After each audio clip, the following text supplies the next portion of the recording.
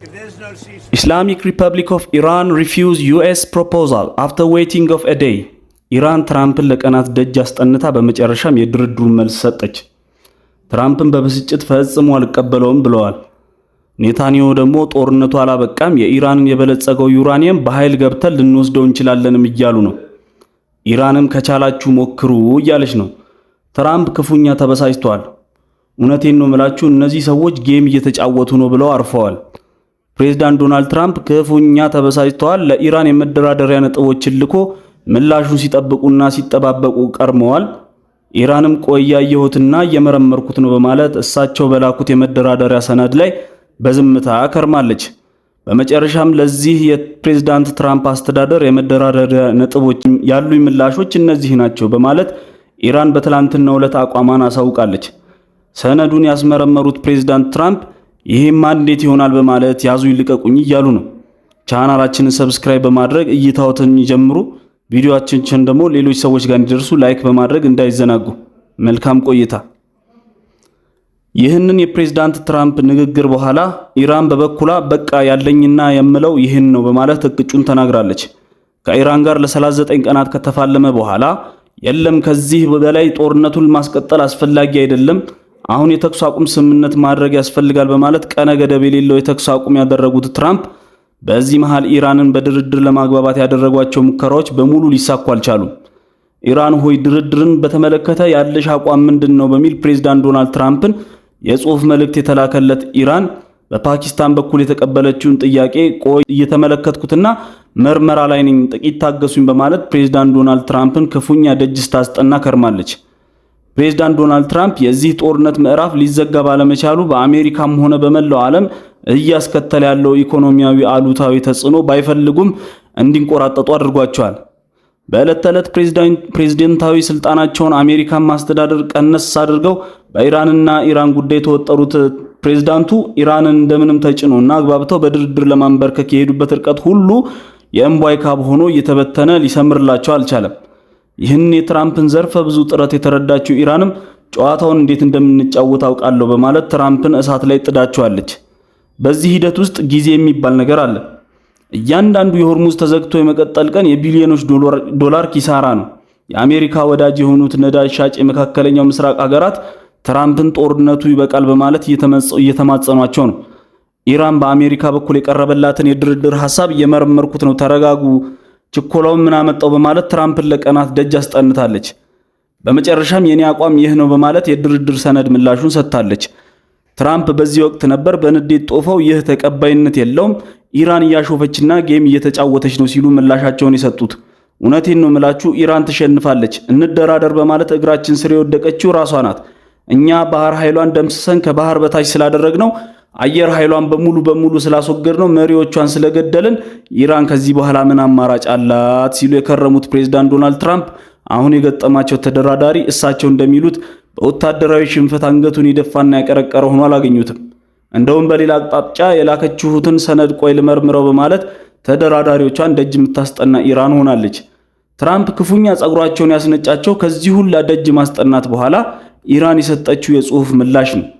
አሜሪካና እስራኤል ወሳኝ የመደራደሪያ ነጥብ በማድረግ ወጥረው የያዙት የኢራን ኒኩለር ጉዳይ ነበር። ኢራን ደግሞ ትኩረት ያደረገችው በኒኩለር ጉዳይ ሳይሆን በሌሎች ነጥቦች ላይ ነው። ኢራን ለትራምፕ በላከችው የመደራደሪያ አቋሞች በጦርነት ላወደመችውብኝ መሰረተ ልማትና አጠቃላይ ሀገራዊ ጥፋት ካሳ ክፈሉኝ፣ ሆርሙዝን የሉዓላዊነት አካል አድርጌ እንዳስተዳደረው ይደረግ፣ ከዚህ በኋላ በእኔ ላይ ጥቃት ላለመሰንዘር ዋስትና ይሰጠኝ የሚሉትን የመሳሰሉበት ይገኛሉ። ለአሜሪካና እስራኤል ወሳኝ ጉዳይ ተደርጎ የተወሰዱት የኒኩለር ነጥብ ነው ሲባል ኢራን የነሱን አንገብጋቢ ነጥብ ዝቅተኛ ደረጃ ላይ በማስቀመጥ ቀለል አድርጋ አልፋለች። የትራምፕ ብስጭትም ከዚህ ጋር ነው። እዚህ ጋር ነው ትራምፕ ምን ሲደረግ በማለት ያዙ ይልቀቁኝ ያሉት። ትራምፕ እውነቴን ነው የምላችሁ ኢራን ጌም እየተጫወተች ነው፣ ሹፈት ነው የያዘችው በማለት ምላሻቸውን ሰጥተዋል። ፕሬዝዳንቱ በየጊዜው በሚያቀርቡት መረጃ መሰረት በጦርነት የተሸነፈ ተደራዳሪ በዚህ ደረጃ የኔ መደራደሪያ ነጥቦች እነዚህ ናቸው ከፈለጋችሁ ተቀበሉት ሊል አይችልም። የትራምፕ ከባድ አጣብቂኝም እዚህ ነጥቦች ላይ ነው። አሁን ትራምፕ ወደፊት የማይሄዱበት ወደ ኋላም የማያፈገፈጉበት አንድ የሆነ ግራ አጋቢ የፖለቲካ አጣብቂኝ ውስጥ ገብተዋል። አሜሪካውያኑ ኑሮ ተወደደ፣ ነዳጅ ጨመረ፣ ሸቀጦችም እንዲሁም ናሩ በማለት ነጋ ጠባ አስተዳደራቸውን እያማረሩ ነው።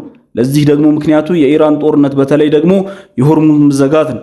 በዚህ የኢራን ጦርነት አጠቃላይ የዓለም የንግድ አቅርቦት ሰንሰለት ወይም ሰፕላይ ቼን የሚባለው አደጋ ውስጥ ገብቷል። የዓለም የነዳጅና የእህል ምርት ማዳበሪያም ክፉኛ ኑሯል። እነዚህ ሁኔታዎች አሜሪካን እንደዚሁም የቀሪውን ዓለምንም ጨምሮ እየፈተኑ ይገኛሉ። እናም በዚህ ጭንቅ ውስጥ የገቡት ትራምፕ የነበራቸውን ፍላጎት የኢራንን ድርድር ፈጠን አድርጎ መቋጨት ነበር። ድርድሩ የሚቋጨው እሳቸው በጦርነት ተሸናፊ ናቸው ያሉት ኢራን መሸነፏን በድርድር እጅ መስጠት ወይም ኮንሴሽን በሚሉት አካሄድ የተጠየቀችውን ሁሉ አቤት ወዴት ብላ ስታስረክብ ነው። ግን ደግሞ ያ አልሆነም። ለ39 ቀናት ከሁለት ሀገራት ጋር የተፋለመችው ኢራን እኔ ጦርነቱን አልተሸነፍኩም፣ እናንተ ጀመራችሁት፣ ራሳችሁ አቆማችሁት፣ ነገሩ አንቺው ታምጪው አንቺው ታሮጪው ነው የሆነው። ድርድር ያላችሁትም ራሳችሁ ናችሁ። መደራደር ከፈለጋችሁ ያለኝ አቋም ይህ ነው፣ ከተስማማችሁ እሰየው፣ ካልተስማማችሁ ደግሞ ምንም ማድረግ አይቻልም በሚለው ጽኑ አቋም ላይ ናት። እንደዚህ አይነት የተደራዳሪነት አቋም በጦርነት አከርካሪው ተሰብሯል እየተባለ ከሚነገርበት ሀገር የሚጠበቅ አይደለም። ትራምፕ ኢራንን ተጭኖ አቋሟን ለማስቀየር ጦርነቷን ዳግም ቀሰቅሳለሁ፣ ተጨማሪ ጥቃቶችን እሰነዝራለሁ በማለት ደግሞና ደጋግሞ ተናግረዋል። በትሩዝ የማህበራዊ ትስስር ገጻቸው ላይ ደግሞ በጽሁፍ አስፍረዋል። እንደዚሁም በተለያዩ ጊዜያት ከጋዜጠኞች ጋር በነበራቸው ቆይታዎችም ሲናገሩም ተደምጠዋል። ትራምፕ ለኢራን የ48 ሰዓት ጊዜ ሰጥተዋል። አልሰማም ስትል ለአንድ ሳምንት አራዝመዋል። አሁንም ጆሮ የለኝም ብትል የጊዜ ገደብ የሌለው የተኩስ አቁም አድርገዋል። ትራምፕ ኢራናውያኑን በሉ የዘጋችሁትን ሆርሙዝ እንደዘጋችሁት ቀስ ብላችሁ በሰጧችሁ 48 ሰዓት ውስጥ ክፈቱት፣ ካልሆነ ግን የሲኦል በሮች በእናንተ ላይ እንዲከፈቱ አድርጋለሁ ሲሉ ማስጠንቅቀው ነበር። ያ የ48 ሰዓት ማስጠንቀቂያ ከተሰጠ አንድ ወር አለፈው። ግን ደግሞ ኢራን ዛሬም ሆርሙዝን ጥርቅም አድርጋ እንደዘጋች ነው። ትራምፕ የ48 ሰዓታትን ገደብ ሰጥተው ከዚያ በኋላ ኢራን ያበቃላታል ቢሉም አልሆነም። ሰዓቱም ሄደ። በኢራን በኩልም ንቅንቅ የሚል ነገር ጠፋ። እናም ትራምፕ ኢራን ግድ የላችሁም ጥቂት ጊዜ ስጡኝ በማለት ተማጸነችን እና 48 ሰዓቱን ወደ 10 ቀን ገፍተነዋል ሲሉም አስታወቁ።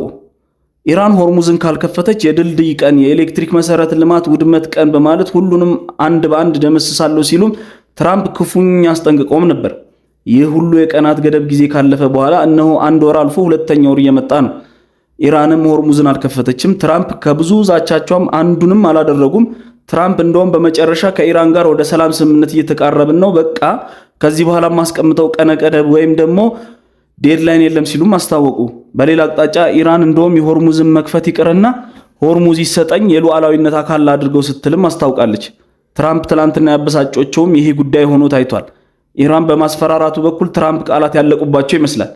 ከምድረ ገጽ አጠፋችኋለሁ፣ በነገው ዕለት በዚህ ሰዓት የኢራንን ስልጣኔ ታሪክ ይሆናል፣ የሲኦል በሮች ኢራን ላይ እንዲከፈቱ አድርጋለሁ የሚሉትና የመሳሰሉት ከባድ መስፈራሪያዎች በሙሉ ጥቅም ላይ ውለዋል። የሲኦል ደጆች እንዲከፈቱባቸው አድርጋለሁ ከሚለው በላይ ከባድ የንጽጽር ማስፈራሪያ የለም። ነገር ግን ትራምፕ ከጦርነቱ ባሻገር ኢራንን በዚህ ደረጃ በቃላት ጦርነት አስፈራርቶ ለማንበርከክም ብዙ ጥረዋል።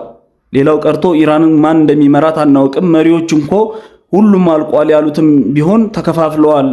ለድርድር ሊመቹ ያልቻሉት በዚህ ምክንያት ነው። የመከፋፈል ቁስላቸውን በመጠገን ተስተካክለው እስኪመጡ ድረስ ጥቂት ቀናትን እጠብቃቸዋለሁ በማለት ትራምፕ ሲናገሩም ተደምጠዋል። ትራምፕ ኢራናውያን ጦርነቱን ስለተሸነፉ ድርድሩን የሰላም ስምምነት መፈረሙን ከኛ በላይ አጥብቀው የሚፈልጉት እነሱ እንጂ እኛ አይደለንም። እነሱ ይህንን ስምምነት ካልፈረሙ ከባድ የሚባል ስቃይ የሚገጥማቸው መሆኑን መታወቅ አለበት በማለትም ደጋግሞ ሲናገሩ ተደምጠውም ነበር። በነገራችን ላይ ፕሬዝዳንት ዶናልድ ትራምፕ በዚያው ጦርነት ሰሞን መሪዎቻቸውን እኮ ጨርሰናቸዋል፣ ከዚህ በኋላ በኢራን መሪ የሚሆን የሚፈለግ ሰው የለም፣ እንደራደርም ብንል ከማንስ ጋር ነው የምንደራደረው? ችግሩ እኮ እዚህ ጋር ነው በማለትም የተናገሩበት አጋጣሚ ነበር። ዘመኑ የመረጃ በመሆኑ ሁሉም ነገር ሪከርድ ተደርጎ ተቀምጧል። መሪ የላትም፣ መሪዎቹ አልቋል፣ አሁንም የተቸገርነው ከማን ጋር እንደምንደራደር ነው የተባለችው ኢራን አሁን ደግሞ የድርድር ሰነድ ልከልልሽ ነበር የታደረችው በሚል ከሰሞኑን በጥብቅ እየተወተወተች ከርማለች። አሁን ባለው ሁኔታ አሜሪካና እስራኤል ከኢራን ጋር ያደረጉት ጦርነት ቢቆምም የድርድሩ ጉዳይ አንድ ነጥብ ላይ ተቆልፎ ቁጭ ብሏል። ይኸውም ወሳኝ ነጥብ የኢራን የኒውክሌር ጉዳይ ሲሆን አሜሪካና እስራኤል ኢራን የኒውክሌር ፕሮግራሟን እርግፍ አድርጋ መተው አለባት፣ እንደዚሁም ለኒውክሌር ጦር መሳሪያ ግብአትነት ለመጠቀም ያዘጋጀችውን የበለጸገ ዩራኒየም ከግዛቷ በማስወጣት ማስረከብ አለባት ማለታቸውንም ወጥረው እንደያዙ ነው። ኢራን የኒውክሌር ፕሮግራሟን እርግፍ አድርጋ መተው አለባት የሚለው አንደኛው የአሜሪካና እስራኤል አቋም ነው። ሁለተኛው ነጥብ ኢራን ለኒውክሌር ግብአትነት ያበለጸገችውን 400 ኪሎ ግራም ዩራኒየም ታስረክብ የሚለው ነው። ኢራን ይህንን በተመለከተ አታስቡት ብላለች። ኢራን በዛ ከተባለ ለሰላም ሲባል የበለጸገውን ዩራኒየም ደረጃ ካለበት ዝቅ ላደርግ ይችላል እንጂ ማስረከብ የሚባለው ነገር አታስቡት ብላለች። በዚህ መሃል ከሰሞኑን ከፕሬዝዳንት ዶናልድ ትራምፕ ጋር በስልክ ተነጋግሯል የተባሉት የእስራኤል ጠቅላይ ሚኒስትር ኔታንያሁ ኢራን የበለጸገውን ዩራኒየም ኢራን ማስረከብ አለባት፣ ጦርነቱንም ቢሆን እንዳልተቋጨ መታወቅ አለበት፣ ካልሆነኛ ገብተን እንወስዷለን ሲሉ ከሲቢኤስ ጋር በነበራቸው ቆይታ ተናግረዋል። እስራኤል የኢራን ጦርነት ያበቃበት መንገድ የተዋጣለት ሆኖ አልታያትም። አሁንም ብዙ የሚቀር ነገር አለ እያለች ትገኛለች። ተመልካቾቻችን ለዛሬ የያዝናቸው መረጃ ይህ ነው። ቪዲዮዎቻችን ደግሞ ሌሎች ሰዎች ጋር እንዲደርሱ ላይክ በማድረግ እንዳይዘናጉ። ሰላም በእናንተ ላይ ይስፈን።